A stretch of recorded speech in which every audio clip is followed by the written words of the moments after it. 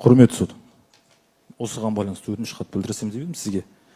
Мына сот отырысы басталмай тұрып, сіз бұқаралық ақпарат өкілдеріне сот отырушыларды түсірмеу керектігін ескерткенсіз. Алайда қорғамдағы Дархан Аскентайдың бет бейнесі интернет желісіне тарап, көптеген жағымсыз сөздер орын алуда. Тергеу кезіндегі жабаулы бейне таспасын Дархан Аскентайдың бет әлбетін монтаждамай бүкіл қазақ халқына көрсеткен болатын. Сіздің назарыңызға ескерту жасауын сұраймын, қарама-қарсы отқан операторға міне. Жоқ, ол былай мен сізге түсіндіріп өтейін.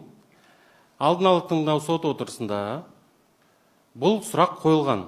Сотталушыларға қайсыларын бейне жазуға түсіруге болады деп көрсетуге. Сол кезде 4 сотталушы ғана айтқан болатын, бізді көрсетпеуіңізді сұрайын деп. Қалған сотталушылар, соның ішінде Аскентай, олардың бет жүзін көрсетуге қарсылық білдірмеген. Сондықтан сот тергеу кезіндегі бейне жазбалары басқа сотталушылардың, қарсылық білдірген сотталушылардың қатысуынсыз өткізілген бейне жазбаларды сот көрсетуге шешті. Түсінікті, рахмет.